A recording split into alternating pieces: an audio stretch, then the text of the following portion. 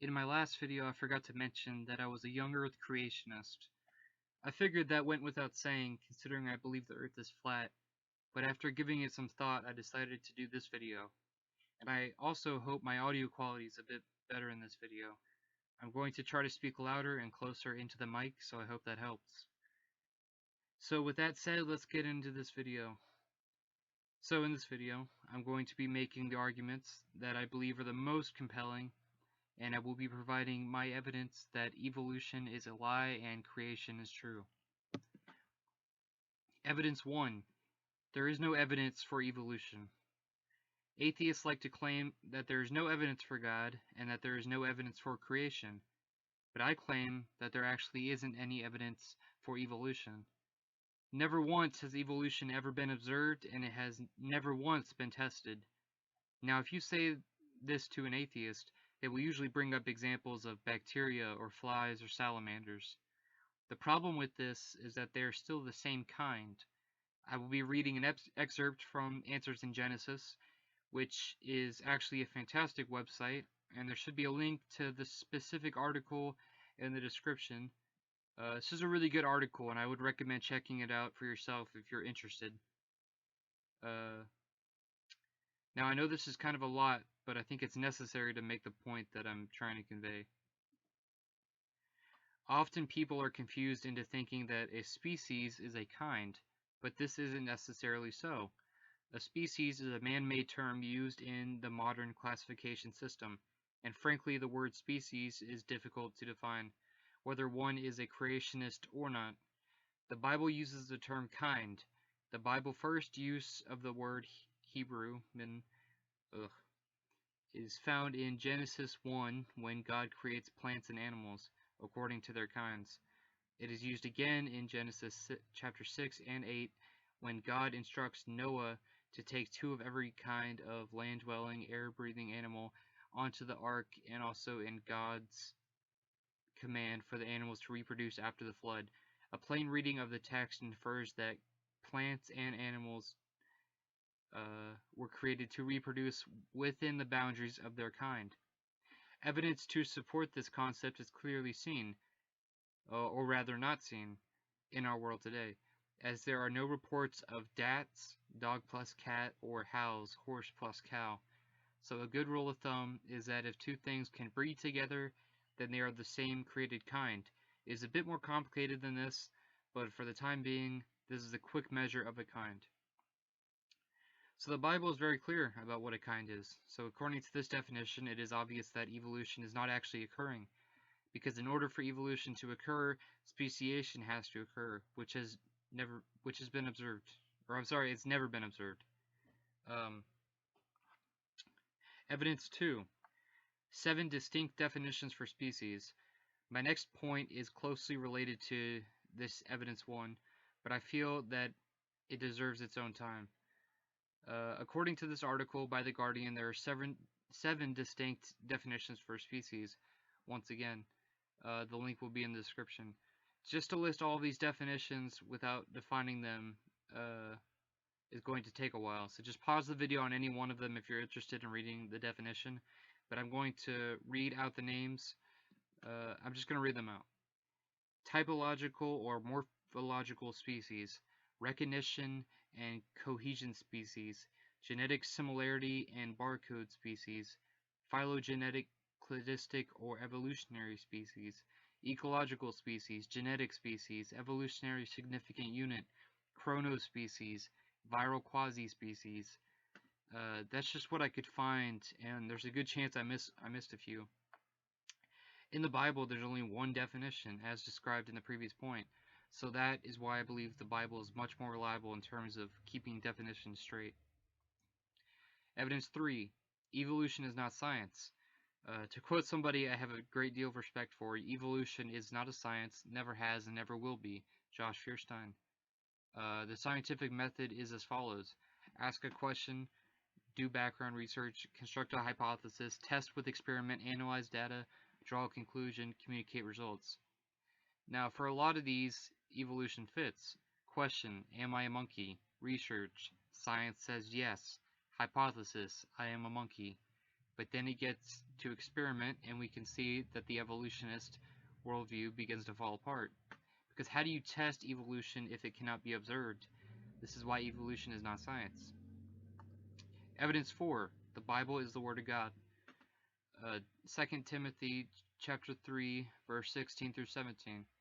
All Scripture is God-breathed and is useful for teaching, rebuking, correcting, and training in righteousness, so that the servant of God may be thoroughly equipped for every good work. This quote pretty much tells you everything that you need to know. But there are countless quotes like this in the Bible. I won't read them all out, but I will leave a link in the description if you would like to enhance your spiritual development. Evidence 5. Every design must have a designer. The watchmaker analogy is as old as time and has been cited by creationists for many years, and for good reason. It is one of the strongest arguments for the existence of God and creation. The watchmaker argument is as follows. In crossing a heath, suppose I pitched my foot against a stone, and were asked how the stone came to be there, I might possibly answer that for anything I knew to the contrary, it had lain there forever. Nor would it perhaps be very easy to show the absurdity of the answer. But suppose I had found a watch upon the ground, and it should be inquired how the watch happened to be in that place. I should hardly think of the answer, which I had before given, that for anything I knew, the watch might have always been there. The watch must have had a maker, that there must have existed at some time and at some other place or other an artificer or artificers who formed it into the purpose which we find it actually to answer. Who comprehended its construction and designed its use. Every indication of contrivance, every manifestation of design which existed in the watch exists in the works of nature, of being greater or more, and that in a degree which exceeds all computation. Now there are many different variations of this argument having to do with Ferraris, log cabins, and soda cans, but the general point is always consistent. A design must have a designer. It's common sense. Evidence 6. This is a bit of a long point, so get ready. Evolution is illogical. Speaking of common sense, let's talk a little bit about what evolution preaches. Claim 1. Human beings came from monkeys. Now, Charles Darwin, the founder of the religion of evolution, claimed that human beings came from monkeys. Did he provide evidence for this claim? His evidence is that monkeys kind of resemble a person. This idea on its face is absurd, and it's barely even worth mentioning, but I have to. A vocal minority passionately believes this claim to be true. These are the people who are voting. Yeah. All life forms are related to each other. It's a claim too.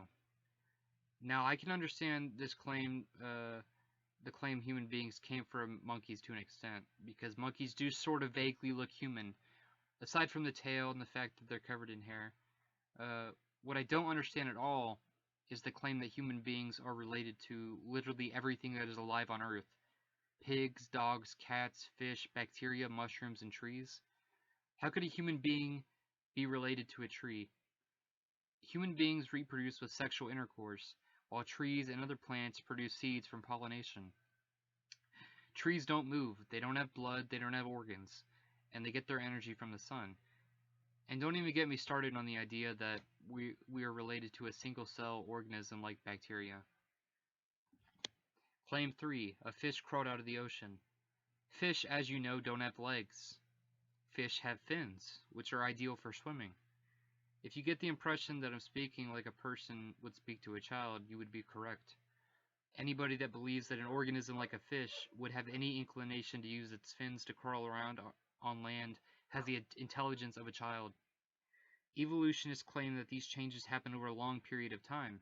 In other words, the changes these species experience is gradual. So how could two pairs of legs evolve gradually? An animal either has legs or it doesn't. Anything in between wouldn't be ideal on land or in the sea. So how could it have lived long enough to have offspring? Claim 4. Dinosaurs grew wings and turned into birds. For an evolutionist, the answer to the question of what happened to the dinosaurs is just as ridiculous as you would expect.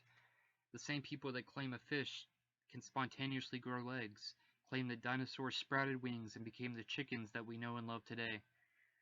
It's claims like this that really make my head hurt, but I'll try to do my best to be as rational as possible. Evolution of flight has never once been observed in any species that inhabits the Earth today. So you would expect to hear some extraordinary evidence for this extraordinary claim, considering that's what you hear from atheists and alike. But not only will you not hear extraordinary evidence, you won't hear any evidence at all.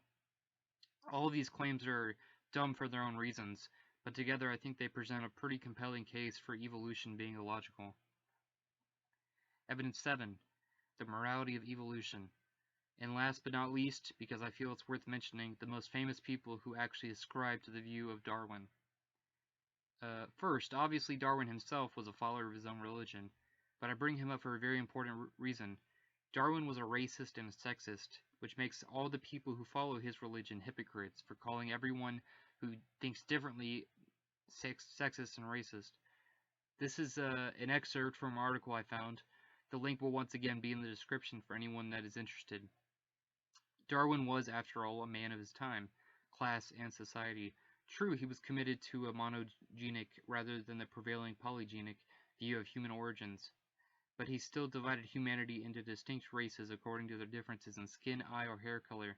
He was also convinced that evolution was progressive, and that the white races, especially the Europeans, were evolutionarily more advanced than the black races, thus establishing race differences and racial hierarchy. Darwin's views on gender, too, were utterly conventional. He stated that the result of sexual selection is for men to be more courageous, pugnacious, and energetic than women, with an inventive genius, His brain is absolutely larger. The formation of her skull is said to be intermediate between the child and the man. Darwin, 1871.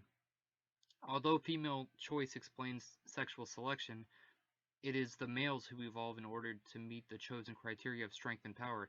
Such 19th century differentiation between the sexes was crucial in providing an alleged biological basis for the superiority of the male. Let me just quickly list off a few other people who believe in social Darwinism.